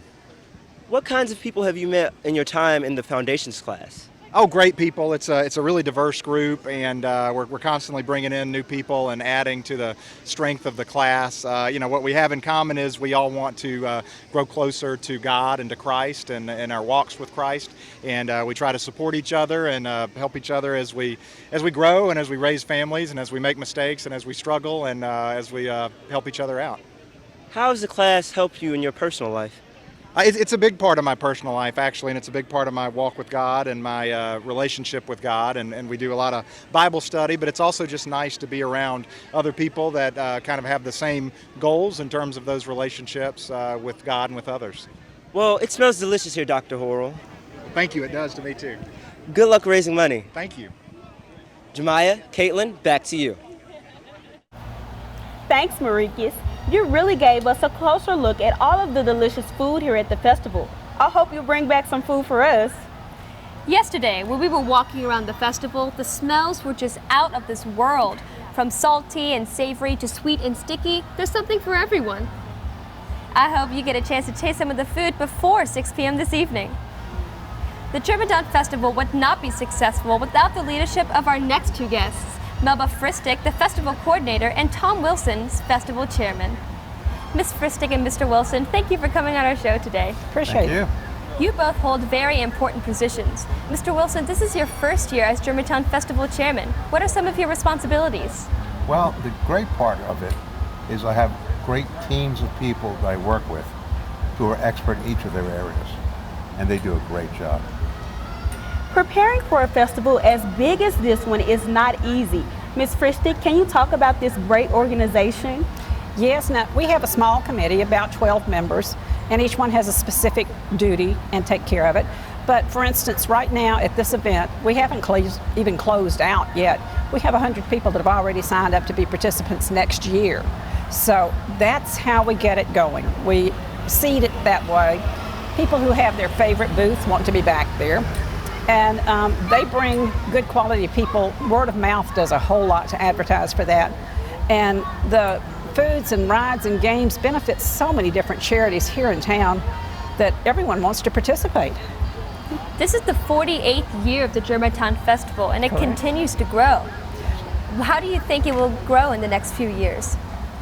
I think we've reached a physical limit here in the park. I mean, and this is about as big as we would want to handle it.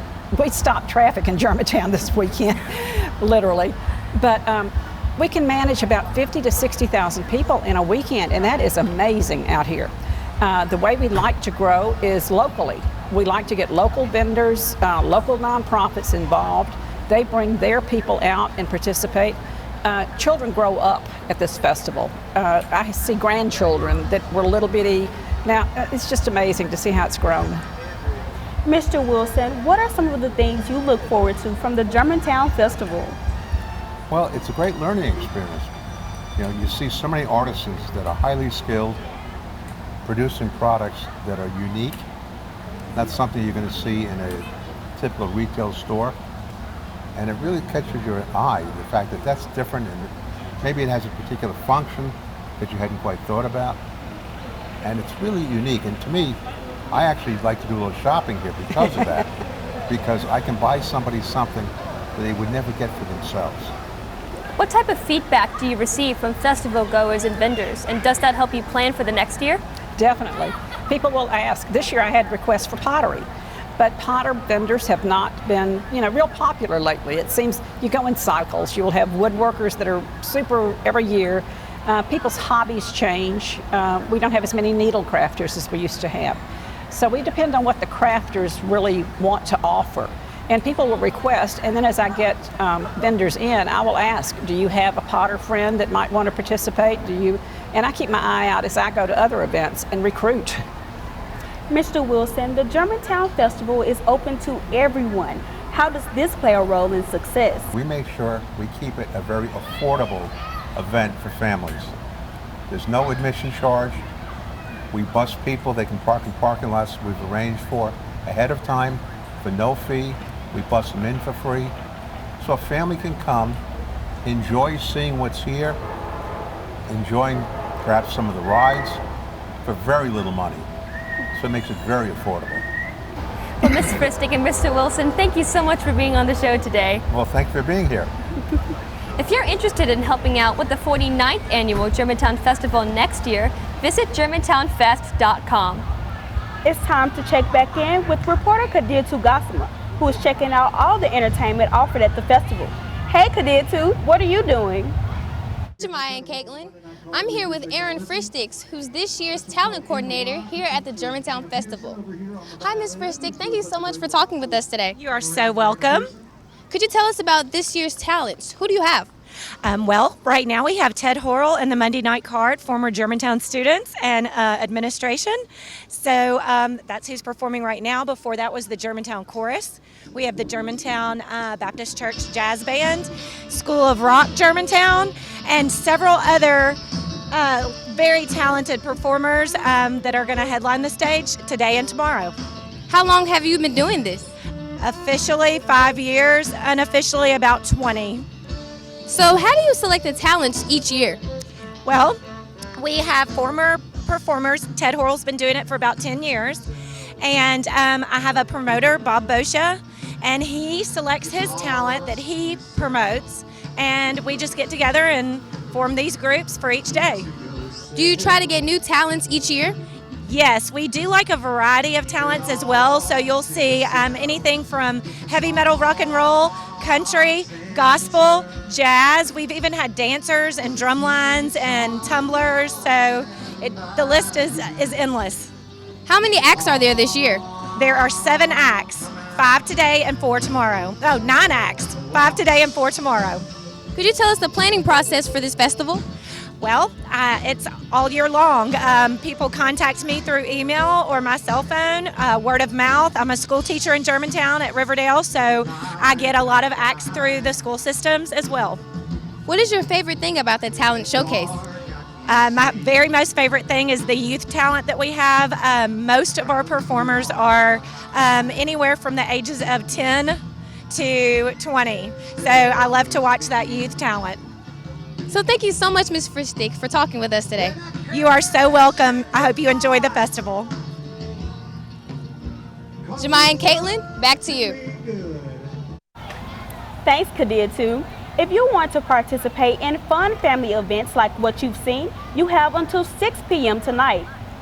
The festival has constantly been changing over the years, and that's thanks to people coming from all over the community and the Mid-South to make the Germantown Festival a living tradition in the city. Let's get a final look at some faces at the festival from our reporter, Alexa Morris. Hi, Jemiah and Caitlin. I'm here with a returning festival goer. What's your favorite part of the festival? We like the ballistic ride over there and just be out with all family and friends. How many years have you been coming to the festival? 2 years, but we didn't come over here last time because it was a little bit crowded, but this year we managed to find a spot. So yeah, it's 2. What's your favorite part of the festival? I guess it's a good time to just get all the people. All of my friends are here, my son is here, so it's kind of, getting to know people, getting to know each other, kind of socializing. If you could describe the festival in 3 words, how would you describe it? Awesome, great, hot. Can I ask him a question? I'm sure you can. I don't think he'll be able to answer, but you can try. Okay. Are you having fun today? Yes.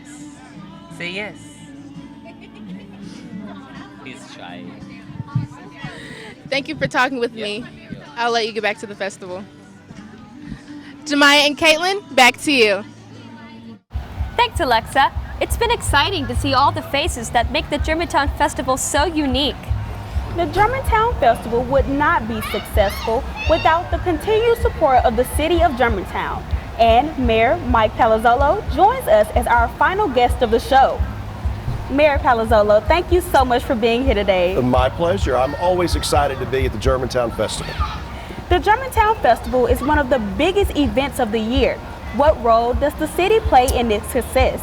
Well, we're so proud and thankful of the Germantown Festival Incorporated. And you just spoke with Tom Wilson and Melba Fristick.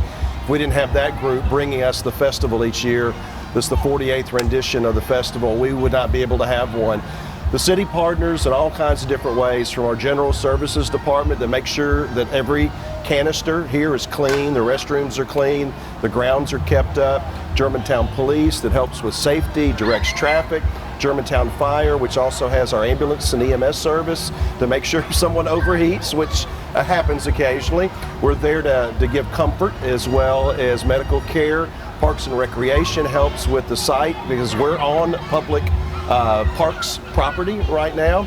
And then there's a litany of other departments in the city that also help out and form a true partnership with the festival as we welcome close to 60,000 people here over the weekend. And we want to make sure that our residents, our guests, whether they be from the Memphis region or from the greater Mid-South, when they come to Germantown, they feel welcome and safe, and they know that they're wanted, and they just feel like they're at home. And I hope the people that come to the festival feel that way, and they leave with just a good impression of our community and everything that makes our community what it is.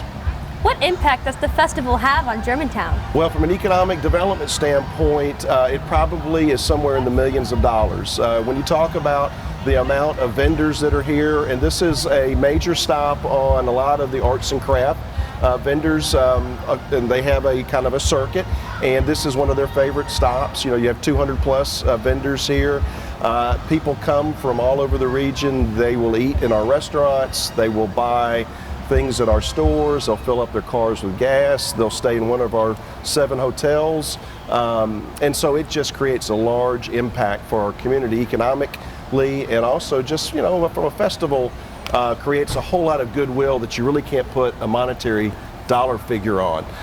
Germantown has always been known as a community of kindness, and I think over this weekend we kind of show our hospitality, Germantown style here, and that's a big impact for us. Again, not only, we don't always just count all the dollars and cents and everything. We like to try to count the social capital that we create as well. That's goodwill. So, how does the Germantown Festival affect local business owners and company owners? Well, this and really where it has a big effect is for a lot of our nonprofits here. And I think people lose sight of if you're a food vendor here, you have to have some type of roots here in our community and do some type of great social work, whether it be a booster organization, GHS-TV, and all the band, they do. This is one of their big fundraisers. All the other groups here in our city, I'm in the Knights of Columbus, so I'm kind of sweaty and disheveled. I did a shift at where we sell sausage and jambalaya. It's one of our biggest fundraisers for all of the outreach work that we do during the year. So from that standpoint, it has more of an impact on the social and the nonprofit. The businesses do well as well. The Chamber of Commerce, our local Chamber of Commerce, loves the festival, and they are very supportive of the festival as well because it brings a lot of visitors. Visitors end up spending a little bit of their dollars here in our city. Well, the city has an initiative called Germantown Forward 2030. Can you explain what this is and give us an update? Sure. Well, in the city of Germantown has done long-term strategic planning. It's really part of our DNA, and we've done this every 10 years or so. We've done long-term planning. We had in 2005, we did Germantown 2020. It should take us to the year 2020. In 2015, we did Germantown Forward 2030. It should take us to 2030, but really maybe about 30 years or so. And it's based on 9 key strategic areas, from public safety to economic development, education, all those things that are tied in together and make a community and create the fabric that makes people want Germantown to be a community they want to live in. And so that plan it took about a year to put it together. About 1,000 of our residents participated, and this year in 2020, or the upcoming calendar year, we'll bring back that steering committee and we'll kind of fine-tune the plan and look to see what's working well, what needs to be augmented. There are all kinds of things that change. As students, that you're getting prepared for a world in the workforce, but that's changing a lot as each year goes by. It used to maybe change every 10 or 15 years. Now things change literally year to year, and so we want to make sure our plan is fresh and vibrant. Mayor Palazzolo, it is always a pleasure having you on our show. Thank you for stopping by today. Well, and let me tell you what, thank you for what you do for Germantown. We've always been impressed with GHS-TV and what you bring to this community and what you students do together. All these students here that make this happen, thank you. If you want to keep up with all the upcoming events in the community, visit germantown-tn.org. As the festival winds down, let's send it out to our field reporters one last time. Hey everyone! Thanks, Shemai and Caitlin. My favorite part of the festival was the sugar scrub I got from the booth at Niquel's Custom Sugar Scrubs. What about you, Mariquez? Well, I really enjoyed talking to Cynthia Salmon from the Donna Learning Center. She told me about how she helps children with special abilities prepare for life in adulthood. What about you, Katia? My favorite part about the festival today was seeing the weenie dog races. It was such a great experience, and it was my first time. I can't wait for next year. What about you, Alexa? Well, my favorite part was meeting everyone from the Germantown community, from the people that are coming for the first time to the returning festival goers and even the people that just come for the food. Thank you again, and I'm sending it back to you, Caitlin and Jemiah. Thank you to our reporters for showing us all the fun things that went on today at the festival. We got an inside look that can't be found anywhere else but right here at GHS-TV. With that, we've come to the end of GHS-TV's live coverage of the 48th Annual Germantown Festival. We hope you enjoyed the festival as much as we did. Thank you to all the guests who took time out of their Sunday to come talk with us. Your informative conversations help to make the show so special. If you enjoyed today's live student-produced show, we invite you to watch our other mini productions throughout the year. We stream 24 hours a day and offer a video archive at GHS-TV.org. You can also find our content on C19 Comcast Memphis and on our YouTube channel, along with our News 101 series, which airs Saturday mornings on WMC-TV Action News 5. And don't forget, you can keep up with us on Facebook, Twitter, and Instagram. From all of us here at GHS-TV, thank you for joining us. We'll see you next year at the Germantown Festival.